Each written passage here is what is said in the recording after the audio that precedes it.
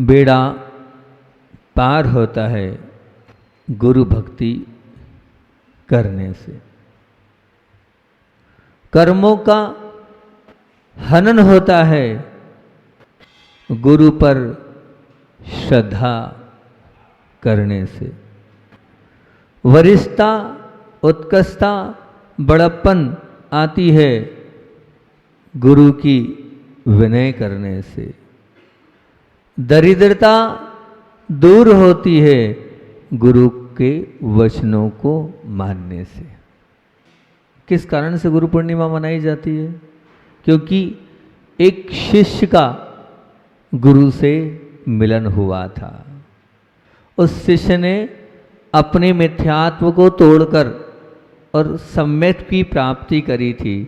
इसलिए इस सम्यक दर्शन की हम आपसे पूछते हैं कि आप अपनी जीवन की नाव को पार करने के खेवटिया होते हैं जब गुरु, परंतु नाव जब पार होती है जब सच्ची भक्ति होती है। और जब सच्ची भक्ति होती है, और वो सच्ची भक्ति किसके लिए? गुरु की नाव में बैठने का पुण्य सब नहीं प्राप्त कर पाते। निश्चित मान के चलना, जिनकी आड़गाड़ भक्ति होती है वही उस नाव में बैठ सकते हैं। और उस नाव में बैठने के साथ विश्वास भी होना चाहिए कि गुरु के चरणों में बैठा हूँ तो मुझे वो पार लगा देंगे। और गुरु पर विश्वास हो तो निश्चित ये मान के चलना, आंधी और तूफान भी हमारे जीवन की इस नाव को विचलित नहीं करने देंगे। अभी तक आप गुरु की नाव में बैठे हो या नहीं? चतुर्मास का प्रथम दिवस प्रारंभ हो गया है, तो आपने गुरु स्वीकारा या नहीं माना? आप गुरु की उस नाव में बैठे या नहीं बैठे? ध्यान रखना, गुरु हमारे जीवन की नाव में की खेवटिया होते हैं और वो हमारी दिशा और दशा दोनों बदल सकते हैं, बदल देते हैं। लेकिन वो दोनों बदल देंगे जब गुरु बुलाए, गुरु बिठाए, गुरु आमंत्रण दे और हम गुरु से मना कर दें तो भला गुरु के प्रति हमारी भक्ति होगी क्या? आस्था होगी क्या? समर्पण होगा क्या? नहीं, बिल्कुल नहीं होगा। गुरु के प्रति भक्ति है तो किसकी तरह होना चाहिए? मैं हमेशा कहता हूँ, गुरु की तरह भक्ति हो तो मीरा की तरह हो। मीरा की तरह पागल बनना होगा आपको कि जो आप दोगे वो लेने को तैयार हूँ। अगर जहर भी दोगे तो जहर का प्याला भी स्वीकार है। उसको गुरु की भक्ति बोलते हैं। भक्ति में गीत होता है, संगीत होता है और वो अंदर की प्रीत से होता है। ध्यान रखना, अभी प्रीत नहीं लगी, इसलिए आप लोग बिना प्रीत के अगर वो नाचोगे भी और वो गीत भी गाओगे वो एक दिखावा होगा। अंदर से अगर भक्ति होगी तो अपने आप आपके हाथ थिरकेंगे। अंदर से अगर आस्था होगी तो अपने आप नाचेंगे। अगर अंदर से भक्ति है तो निश्चित रूप से वो अंदर की भक्ति दिखना चाहिए। देव शास्त्र गुरु ना देते हैं और ना लेते हैं। ध्यान रखना, हम सब तो छोड़कर आए, हम क्या आपको देंगे? ना हमारे पास कुछ है जो आपको देंगे। लेकिन भक्त की जो सच्ची भक्ति होती है उस भक्त को उस भक्ति से अपने आप सब मिलता चला जाता है। गुरु की भक्ति में पूरा सब कुछ जो है वो पूरा कार्य किसका? भक्त का ही होता है। गुरु का कुछ नहीं होता है। गुरु कुछ नहीं करते हैं, सब किससे होता है? अपने आप भक्ति से। उदाहरण देख लो, आपने पढ़ा होगा एकलव्य का उदाहरण, सबने सुना है उस उदाहरण को, सबने जाना है, समझा है उस उदाहरण को। क्या था? एकलव्य ने भक्ति करी थी और गुरु के बिना भी भक्ति करी थी। आज गुरुदेव हमारे पास नहीं है, लेकिन क्या हम सब एकलव्य नहीं बन सकते? क्या हम सब एकलव्य नहीं बन सकते? अरे गुरु की मूर्ति को बनाकर उसने कहा ये गुरु हैं और उसने भक्ति करी थी और सब कुछ प्राप्त किया था। हम सब भी एकलव्य बनेंगे और वैसे ही एकलव्य की तरह भक्ति करेंगे। जब गुरु ने अंगूठा मांगा तो क्या हुआ? वो अंगूठा भी दे दिया। बस हम तो सब कुछ देने को तैयार है गुरु भक्ति में। जो ऐसी अंधी भक्ति करता है उसके अंदर की आंखें खुल जाती है और गुरु के समक्ष पूरा संसार हमें उसे हे लगने लगता है। वे धन्य हैं जिनकी आंखें देवशास्त्र गुरु हैं और जो देखते हैं तो गुरु और प्रभु के चश्मे से देखते हैं। और हम आपसे ये पूछ रहे हैं कि आपकी आंखें क्या होनी चाहिए? गुरु होनी चाहिए।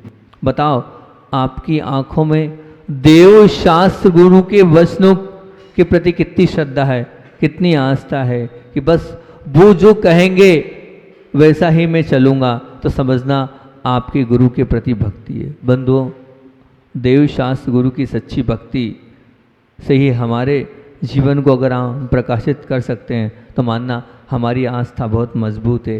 नहीं तो अभी हाल हमारी आस्था बहुत कमज़ोर है, इतनी अच्छी आस्था हमारी नहीं है। अगर जीवन को उज्जवल और महान निश्चित आपको बनाना है तो आपको इस गुरु भक्ति से जुड़ना होगा।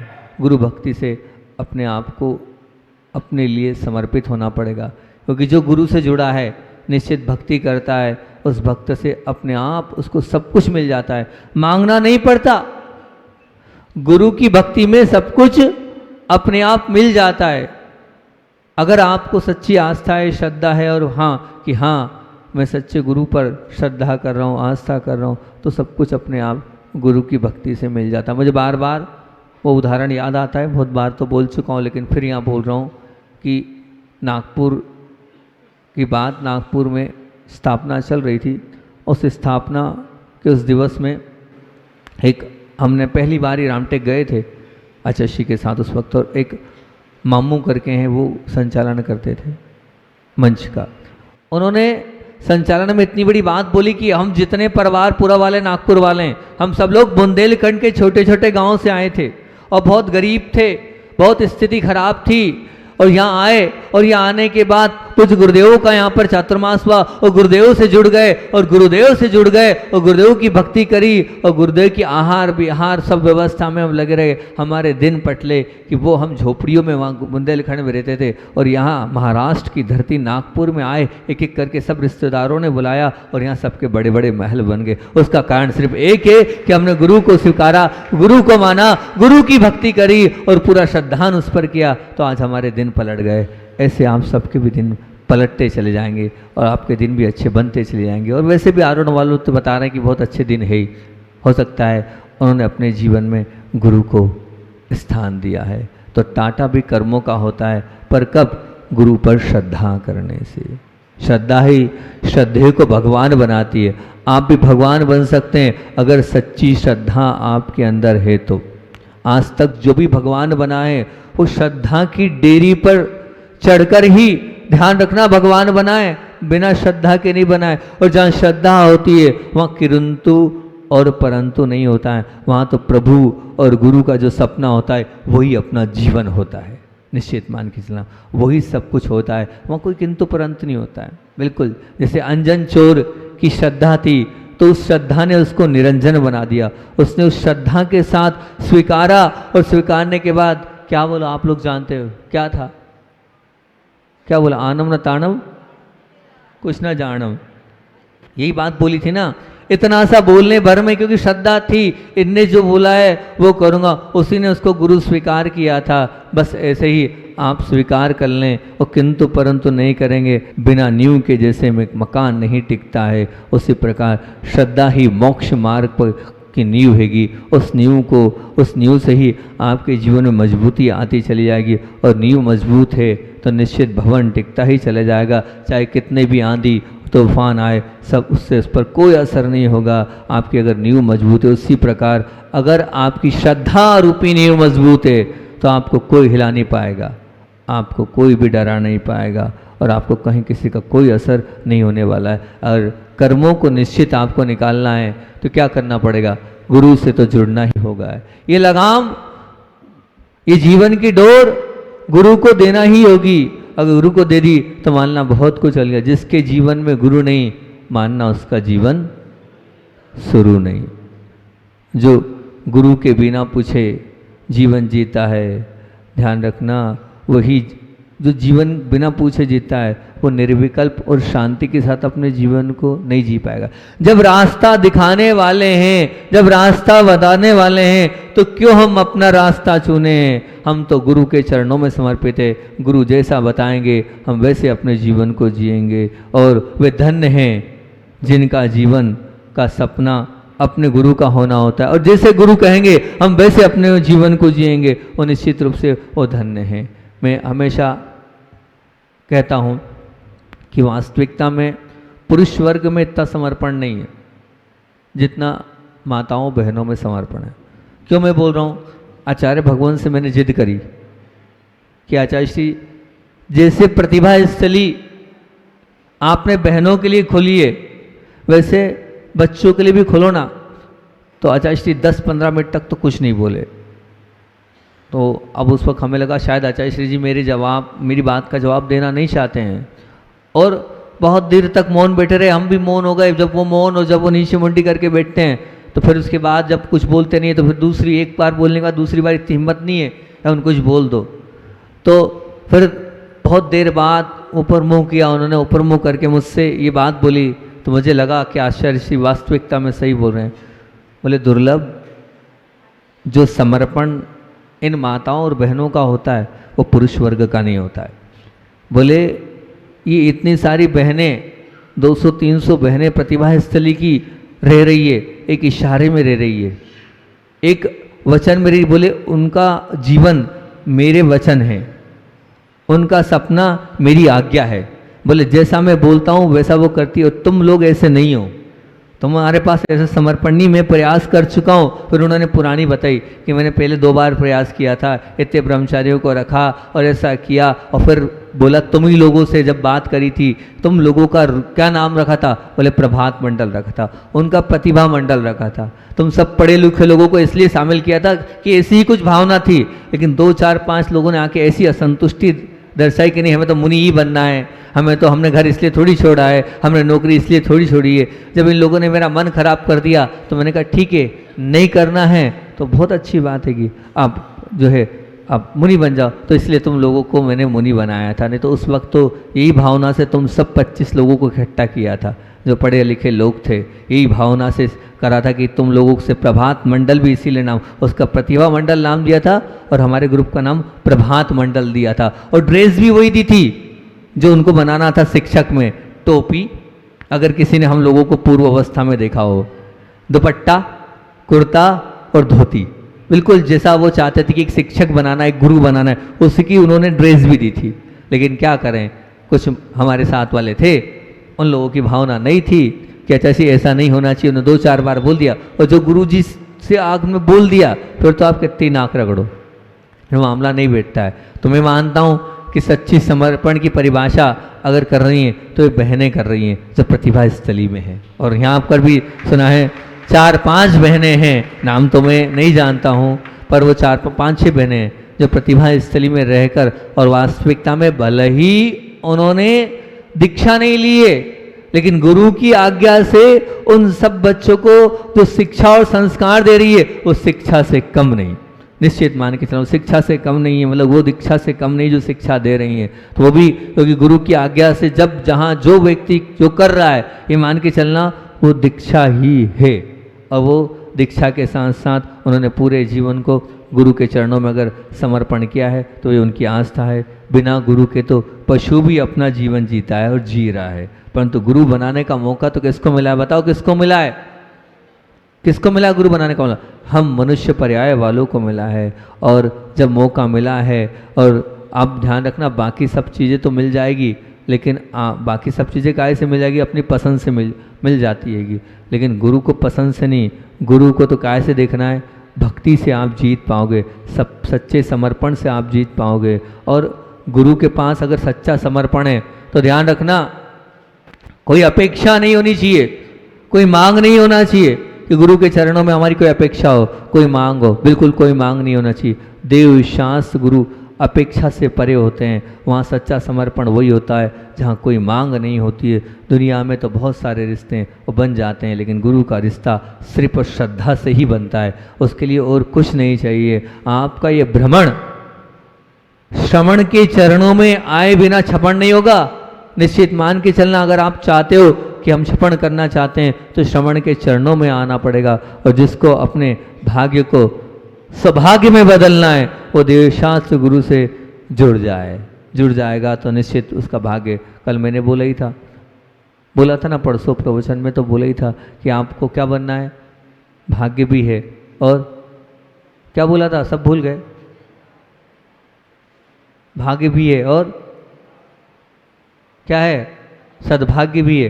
अब सौभाग्यशाली आपको बनना है कब? जब गुरु से जुड़ोगे। जो गुरु के चरणों से जुड़ा है उसी ने, ध्यान रखना, कर्मों को मोड़ा है। और कर्मों के मोड़ने या कर्मों के छोड़ने का अगर उपाय है तो वो गुरु चरण है। मैं तो इतना बोलता हूँ कि गोली दर्द मिटाती है, गोली दर्द मिटाती है, पर गुरु की झोली कर्म मिटाती है। गुरु की झोली कर्म मिटाती है। इसलिए कर्मों पर डाका डालने वाले आका होते हैं गुरु।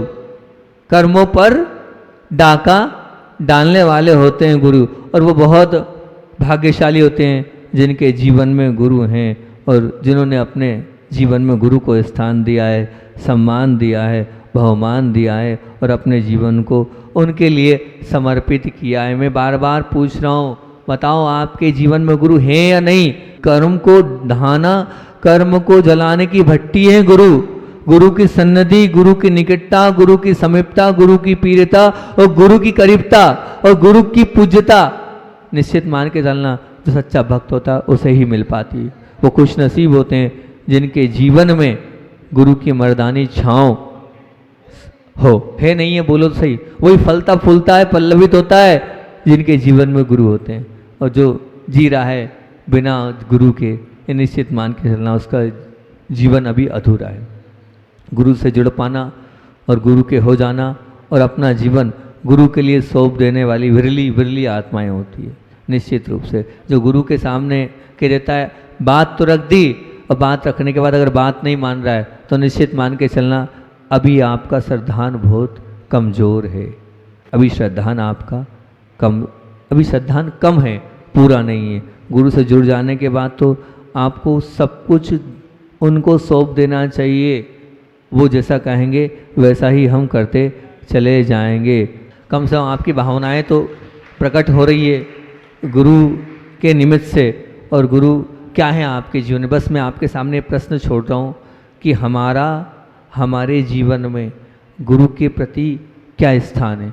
3 चीज़ें हैं, देव, शास्त्र और गुरु। तीनों की पूज्यता है, तीनों को माना जाता है और तीनों को पूज्यता की दृष्टि से देखा जाता है।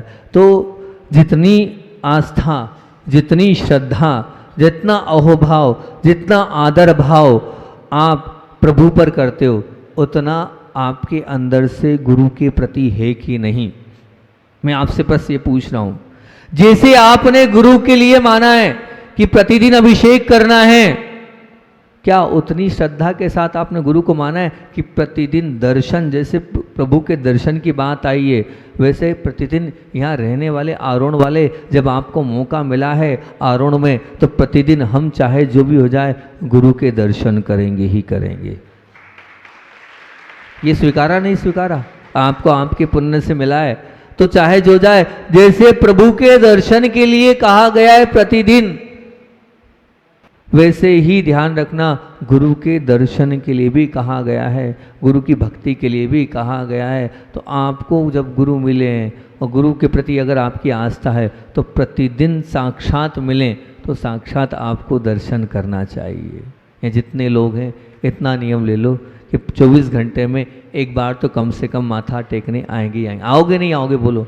ध्यान रखना, मैं मेरे लिए नहीं बुला रहा हूँ, मैं अपने लिए नहीं बुला रहा हूँ, मैं तो आपको रास्ता बता रहा हूँ कि ये माथा टिकाओगे तो निश्चित मान के चलना, इस माथा टिकाने के माध्यम से ही आपके कर्मों की निर्जरा होगी, आपकी विशुद्धि बढ़ेगी। देव शास्त्र गुरु के चरणों में जब जब माथा टिकाओगे, आप इतना सा नियम दे रहा हूँ कि जैसे हम प्रभु के लिए अर्घ चढ़ाते हैं, चावल चढ़ाते हैं, बादाम चढ़ाते हैं और नतमस्तक होते हैं, जब जब गुरु मिले, जहाँ जहाँ गुरु मिले, खाली हाथ गुरु के दर्शन मत करना कि जब जब गुरु मिले कुछ ना कुछ द्रव्य से गुरु के दर्शन मुझे करना ही है, चाहे जो हो जाए।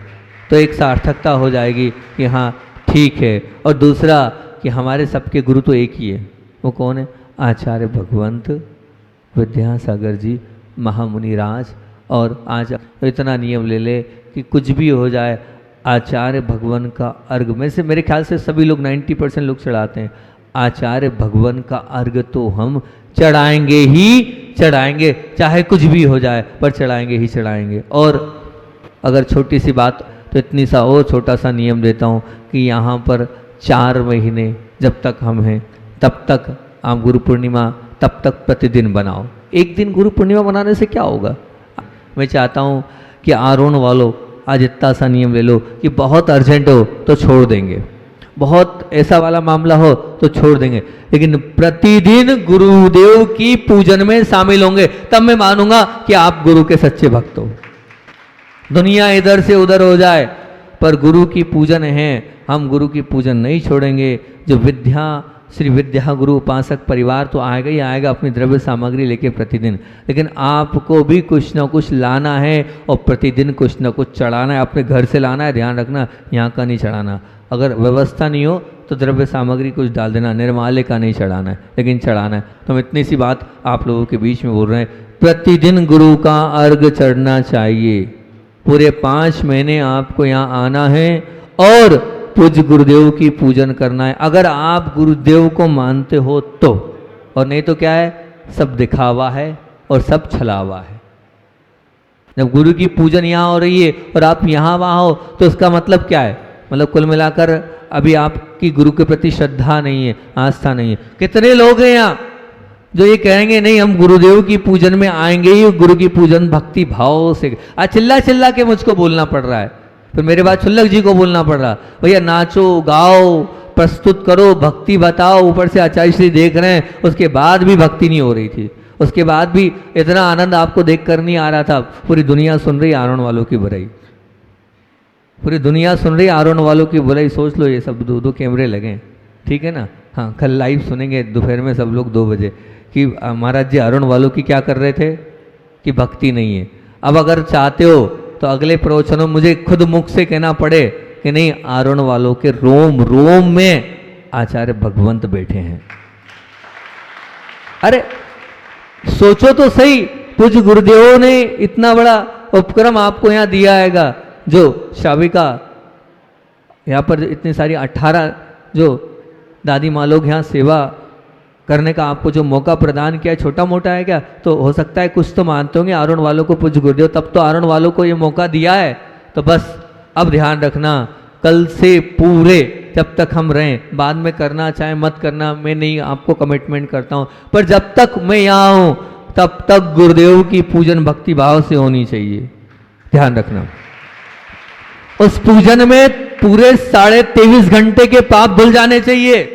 उसमें इतना अंदर से रोम रोम पुलकित हो जाए उस पूजन भक्ति में कि आपको लगे कि मैं नहा लिया हूं, प्रशस्त हो गया हूं और सब कुछ फ्रेश हो गया हूं। फ्रेश होना है आपको पूज्य गुरुदेव की पूजन में, तब मैं मानूंगा कि वास्तविकता में आरोन वाले गुरु की प्रति श्रद्धा भक्ति रखने वाले हैं। नहीं तो सिर्फ गुरुदेव ने हमें अभेद तो दिया लेकिन उनकी आस्था नहीं। कितने लोग हैं जो इस बात से कटिबद्ध हो रहे हैं कि नहीं महाराज हम आचार्य श्री की पूजन करने आएंगे और पूजन में बैठेंगे? कितने लोग हैं? वो 2-4-10 लोग हैं गुरु भक्त इस आरोन में। कितने लोग हैं? 1 2 3 4 5 6 7 8 9 10, बाकी नहीं है 11 12। बाकी लोग नहीं आएंगे, पीछे वाले नहीं आएंगे। आएंगे नहीं आप नहीं आओगे भैया, नहीं आओगे। अभी तो हाथ कम उठ रहे हैं, अभी भी कम उठ रहे हैं। पूरे उठे तो मैं मानूंगा पूरा आरोन भक्त है। अभी 50% उठे हैं, अभी 50 मतलब 50% भक्त हैं और 50% नहीं है। क्यों भैया नहीं हो आप? पक्का आचार्य श्री की पूजन भक्ति भाव से होनी चाहिए, अहो भाव से होनी चाहिए, आदर भाव से होनी चाहिए, रोम रोम पुलकित हो जाना चाहिए पूज्य गुरुदेव की भक्ति में। तो हम मानेंगे कि वास्तविकता में आनंद आ गया। उस आनंद को आपने भी लिया। और क्या समझ रहे हो, जब आपको हम देखते हैं ना तो हमें भी आनंद आता है।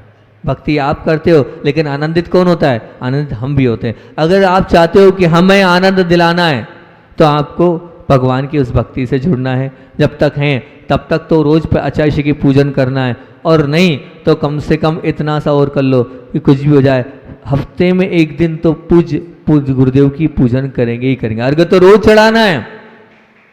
अर्घ तो रोज चढ़ाना है, लेकिन 7 दिन में कम से कम एक दिन गुरुवार को याद कर लेना गुरु जी को, नहीं तो रविवार को याद कर लेना गुरु जी को। रविवार या गुरुवार को पूज्य गुरुदेव की पूजन भक्ति भाव से करेंगे तो मैं ये मानूंगा कि आपका ये सच्चा समर्पण है, नहीं तो फिर क्या है, कोरी कोरी बात है। आप बोल तो रहे हो, वो ध्यान रखना जब गुरु के चरणों में बैठोगे तो कर्मों का जो वसीयत है वो अपने आप कम होते चले जाएगी।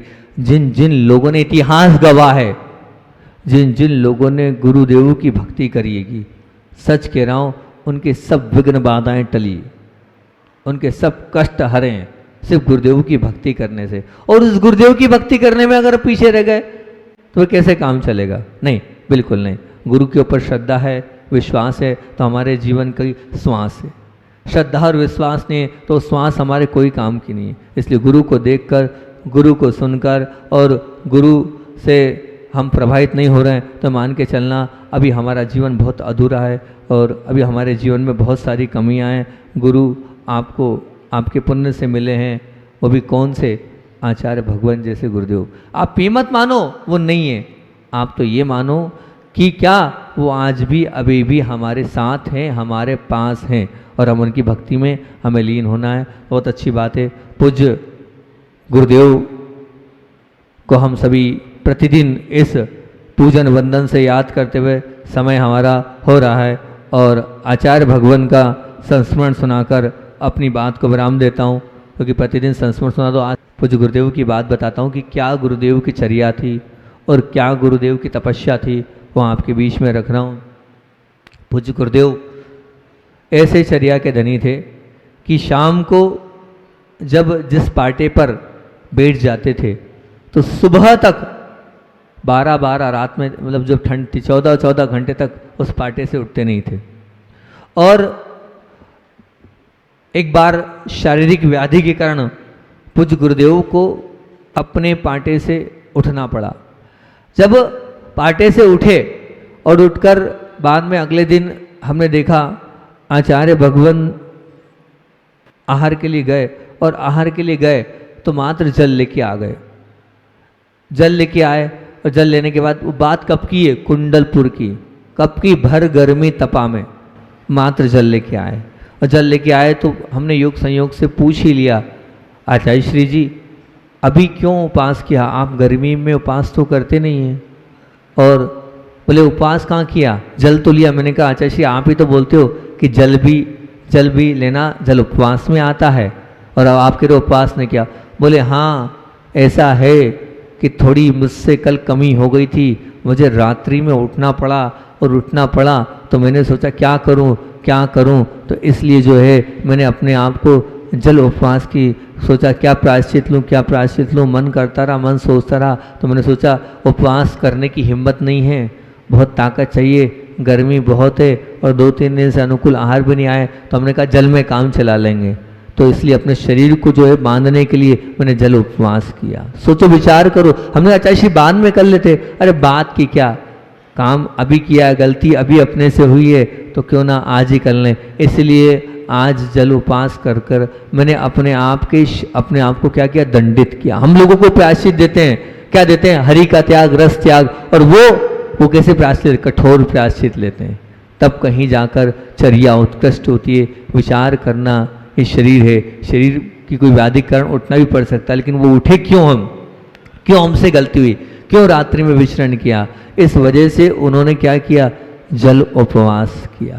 तो आप मानो कैसे उत्कृष्ट आचार्य भगवान हमें मिले थे और हमें उनको देखने का, उनके दर्शन का हम सबको सौभाग्य प्राप्त हुआ। तो हम पुण्यशाली हैं कि उनके काल में हमारा जन्म। बोलिए आचार्य भगवान विद्यासागर जी महामुनि राज की।